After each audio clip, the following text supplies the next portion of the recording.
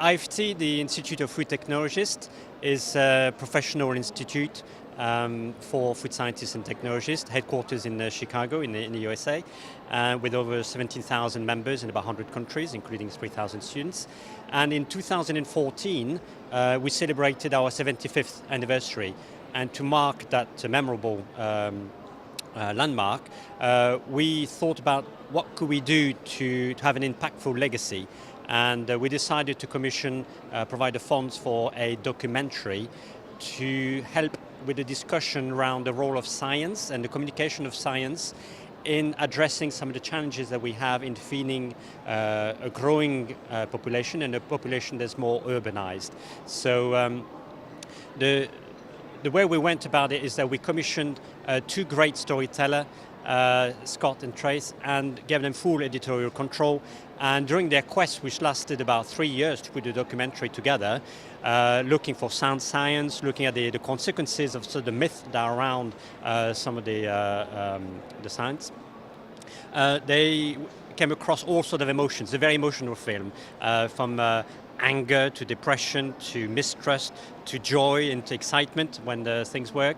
And it's sort of about really challenging the viewers to think about what's needed to feed that growing population. So what's my view on this, and how we could do, as a human race, how can we do this, and the role of science in this, and who do I trust? You know, if because it's a very complex situation, so it's not black and white for sure.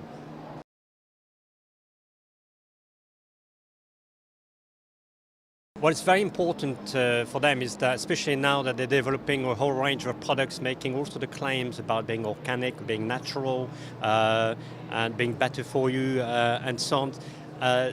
How do they communicate that to the consumer in a meaningful way, and to make sure the consumer trusts what they're saying, because obviously the consumers will be guarded, and there are so many sources of information on the internet, vlogs and blogs, and so 24/7 you can get all these pieces of information. So how can they get themselves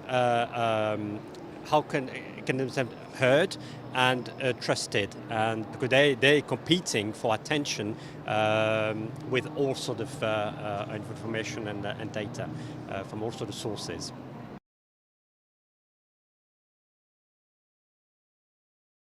We had a fascinating debate. We managed to assemble an interesting panel where we started by talking about what happens with the researchers, the scientists, and some of the challenges that they have, for example, with funding.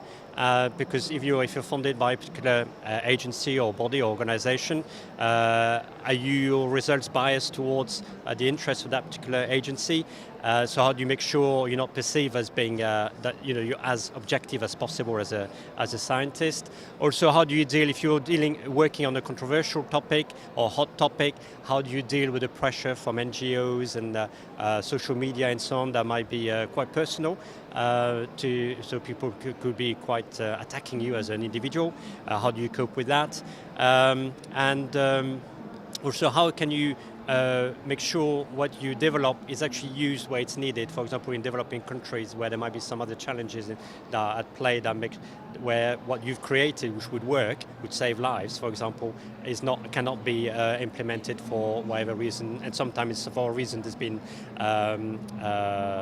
voiced in developed countries. So that was one bit. Then we moved to the industry side, and obviously the large corporates are facing the fact that they are large corporates, so nobody would believe them because they've got obviously they're very commercial and so on, and say we won't trust anything what they say or the work that they commission, because obviously they have to they invest a lot of resources and money on developing new technologies and processes, and they need to recoup that money.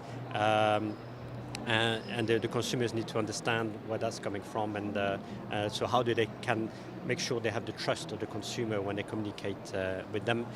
Also, we talked about the NGOs and social media, how the industry can cope with that, the sort of fake news and so on, and because it's a 24/7 not battle, but challenge to try to respond, or do you respond, or you don't respond, or how do you respond to claims that are made that you don't agree with.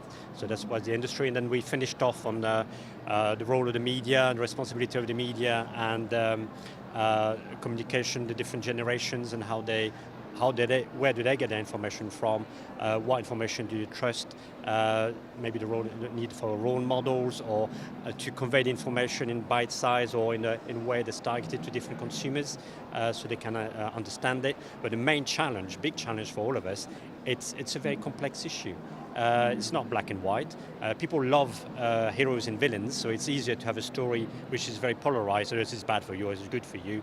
Well, it might be good for you on this occasion, or it might be bad. So if you get into the complexity of it, people don't like it because it makes your brains hurt, and you prefer that narrative of heroes and villains because it's easier to grasp, and that's what we see in North America and in the UK, for example, at the moment with things like Brexit. So how do you convey that complex information? Because that's system thinking. So I can't say it, systems thinking, and you should do that. We should do that right from the school and through the education system. To right from the start, the children, the young generation know. Everything is complex, volatile. It's that VUCA world, volatile, uncertain, complex, and ambiguous, which makes making decisions very difficult. You have to do that risk-benefit analysis all the time on, what are the risks of doing this, and what are the benefits to me and the people I care for. It's not, if you take a medicine, you've got bad back. You look at the medicine at the back, you've got all these things that it gives you wind or diarrhea or whatever. But if you got bad back, you're prepared to take the risk of having the side effects. So it's the same in some of the other decisions you have to make.